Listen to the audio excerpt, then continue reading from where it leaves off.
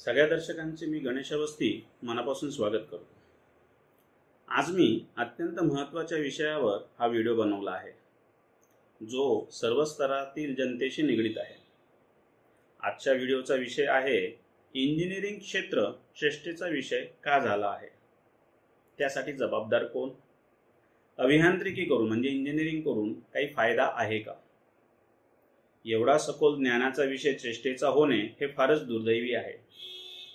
आजकाल कोणत्याही स्टँडअप कॉमेडियनच्या मुख्य चेष्टेचा देखील हाच विषय आहे। खरंच अभियांत्रिकी म्हणजे इंजिनिअरिंग करून काही फायदा आहे की नाही, ह्या विषयाची प्रामाणिक चिकित्सा होणे अति आवश्यक आहे। महाराष्ट्रातील इंजिनिअरिंग कॉलेजच्या रिकाम्या असलेल्या जागा यावर आपण एक नजर टाकूया।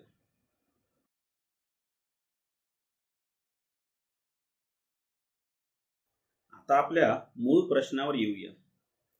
इंजिनिअरिंग क्षेत्र चेष्टेचा विषय का झाला आहे, त्यासाठी जबाबदार कोण, इंजिनिअरिंग करून काही फायदा आहे की नाही, या प्रश्नांची उत्तरं मांडत असताना दर्शकांना एक विनंती आहे की माझे निष्कर्ष सरसकट लागू करण्याची चूक करू नये। जास्तीत जास्त विद्यार्थी, शिक्षक, शिक्षण संस्था यांना ते लागू होतात हे मात्र खरे। ह्या प्रश्नाचे उत्तर शोधायचे असल्यास आपल्याला विविध पैलूंनी त्याचा विचार करावा लागेल, जसे की गुणवत्ता, पालकांचा हेतू, उपलब्ध असलेल्या नोकरीच्या संधी इत्यादी।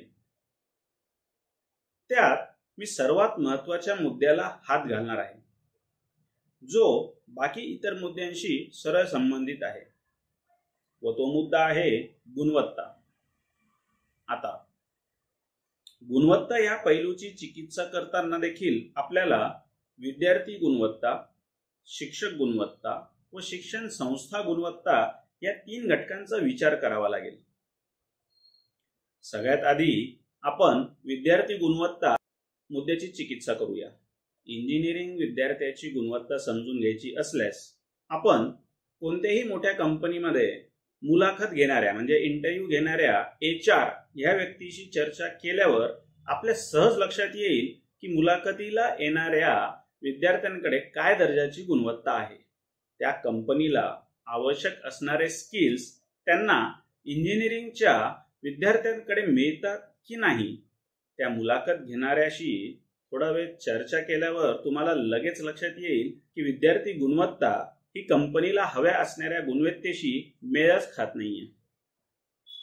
आता हा मेळ का खात नाहीये याचे उत्तर शोधण्यासाठी फार मोठे सिक्स सेन्स असण्याची गरज नाहीये। थोडा कॉमन सेन्स असला तरी आपल्या लक्षात आल्याशिवाय राहणार नाही की विद्यार्थ्याने कंपनीच्या निवड प्रक्रियेमध्ये सिलेक्शन होण्यासाठी केलेले प्रयत्न पुरेसे नाहीयेत। कारण सिलेक्शन कुठल्या ना कुठल्या एका विद्यार्थ्याचं झालेलंच आहे, मग माझं का नाही। राष्ट्रीय आंतरराष्ट्रीय कंपनीमध्ये नोकरीसाठी जागा नाहीयेत असं नाहीये, हे त्यांच्या कायम निघणाऱ्या जाहिरातांमधून आपल्यास लक्षात येतच। मंदीचा काळ सोडला तर। आता मी काही यामध्ये सरसकट सगळ्याच विद्यार्थ्यांना गुन्हेगार ठरवत नाहीये, परंतु वस्तुस्थिती देखील नाकारून चालणार नाही। इंजिनिअरिंगचे शिक्षण घेत असताना विद्यार्थ्याने इतक्या महत्त्वाच्या विषयाचा अभ्यास किती तळमळीने, जिद्दीने, मन लावून केला आहे हे त्या विद्यार्थ्याला देखील स्वतःला चांगलेच माहीत असते। एक छोटेसे उदाहरण घेऊया, मग आपल्या लक्षात येईल। कॉलेजमध्ये प्रोजेक्ट सबमिशन असतं, म्हणजे एक प्रोजेक्ट सादर करायचा असतो। तो किती टक्के विद्यार्थ्यांनी स्वतः कष्ट घेऊन अभ्यास करून बनवलेला असतो यावर थोडे संशोधन केल्यास तुम्हाला धक्का बसल्याशिवाय राहणार नाही। हजारो रुपये खर्च करून ऑलमोस्ट सगळेच विद्यार्थी हे प्रोजेक्ट रेडीमेड विकत घेतात। विद्यार्थ्यांना असे प्रोजेक्ट बनवून देणारे गडगंज श्रीमंत झालेत। फार मोठी उलाढाल असणारी ही इंडस्ट्री बनली आहे। मी गेल्या 17 वर्षापासून मायक्रोसॉफ्ट, सिस्को, रेड हॅट या 3 IT प्रोडक्ट बनविणाऱ्या कंपन्यांचे इंटरनॅशनल सर्टिफिकेशनचे ट्रेनिंग घेत आहे. माझ्याकडे या अभ्यासक्रमांची माहिती घेण्यासाठी सगळ्यात जास्त जे विद्यार्थी येतात ते इंजिनिअरिंग क्षेत्रातले येतात. ह्या विद्यार्थ्यांचा आणि विशेष म्हणजे त्यांच्या पालकांचा देखील महत्त्वाचा प्रश्न असतो तो हा की आम्हाला जॉब गॅरंटी देणार का? माझे उत्तर प्रश्नार्थक असते. भले ऍडमिशन नाही झाले तरी चालेल. माझा प्रश्न असतो, तुमच्या कॉलेजने तुम्हाला जॉब का नाही दिला? दुसरा प्रश्न असतो, इंजिनिअरिंग शिक्षण घेण्यासाठी 4 ते 6 वर्ष लाखो रुपये खर्च केल्यानंतर तुम्ही माझ्याकडे 2 महिन्याच्या अभ्यासक्रमाला शिकून कोणत्या आधारावर जॉब गॅरंटी मागतात? तिसरा प्रश्न, मुळात ज्याच्याकडे गुणवत्ता असते त्याला कोणाच्या जॉब गॅरंटीची गरजच काय? चौथा प्रश्न, कॉलेजमध्ये झालेल्या कंपनी कॅम्पस इंटरव्ह्यू मध्ये तुम्ही पात्र का नाही झालात? आता विद्यार्थी गुणवत्तेचा विषय घेतला की बहुतेक विद्यार्थी कॉलेजच्या शिक्षकांकडे बोट दाखवतात, ज्यामध्ये बऱ्यापैकी तथ्य देखील असते. फक्त प्रामाणिकपणे आपल्या विद्यार्थ्यांना घडविणाऱ्या गुरुजनांचा आदर ठेवून मी हे स्टेटमेंट करतोय. जसे आमचे शिक्षक आम्हाला नीट शिकवत नाही, आमचा अभ्यासक्रमच पूर्ण झालेला नाही, आमच्या प्रश्नांचे शंकांचे उत्तर आम्हाला मिळतच नाही. मी त्यांना एवढंच सांगतो, तुमचं सगळं म्हणणं खरं जरी मानलं तरी या सहजतेने उपलब्ध होणाऱ्या भरमसाठ माहितीच्या जगात तुम्हाला स्वकष्टाने देखील ज्ञान अर्जन करता येतेच की. तुम्ही त्यासाठी किती प्रामाणिक कष्ट घेतलेत? अशा बऱ्याच गोष्टी तुम्ही कोणीही न शिकवता शिकलातच की, ज्यांची काही गरजच नव्हती.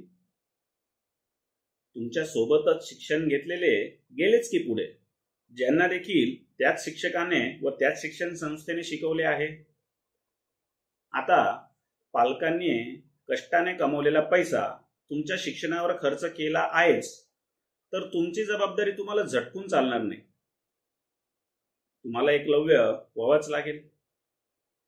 शिक्षक व तुमचे विद्यालय यांचे थोडी काही नुकसान होणार आहे, नुकसान तर तुमचेच होणार आहे.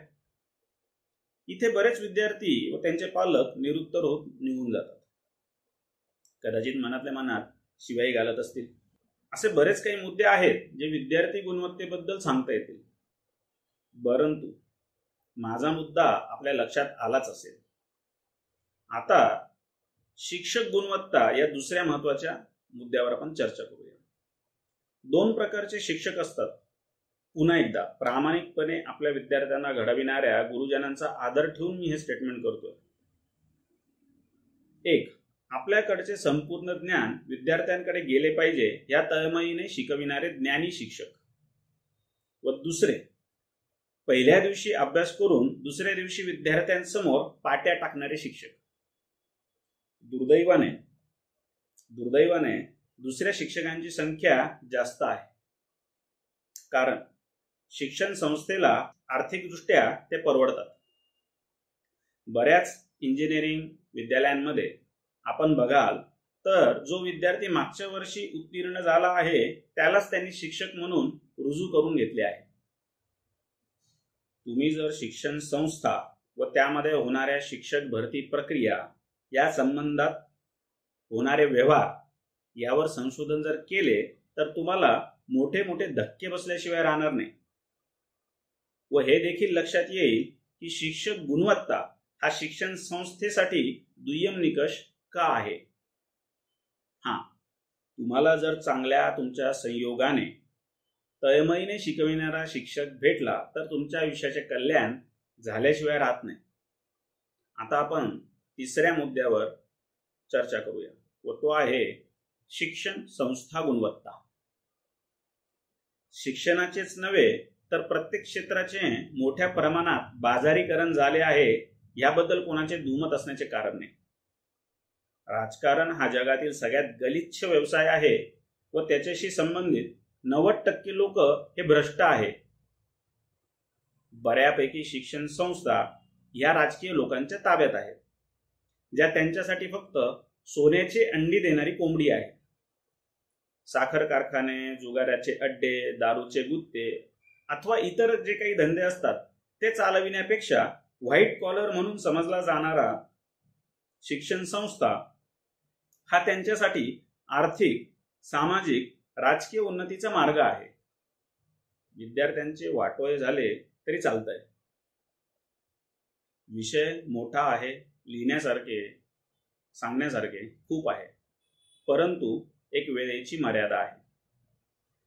मला आशा आहे की माझा मुद्दा आपल्यापर्यंत पोहोचला असेल. असे एक नाही, अनेक मुद्दे आहेत ज्यामुळे इंजिनिअरिंग सारखा सुंदर विषय एक चेष्टेचा विषय झाला आहे, होत आहे. आशा आहे की तुम्हाला ह्या व्हिडिओ मार्फत मांडण्यात आलेले मुद्दे पटले असतील. आपल्या प्रतिक्रिया आपण कमेंटमध्ये नोंदवू शकता. धन्यवाद.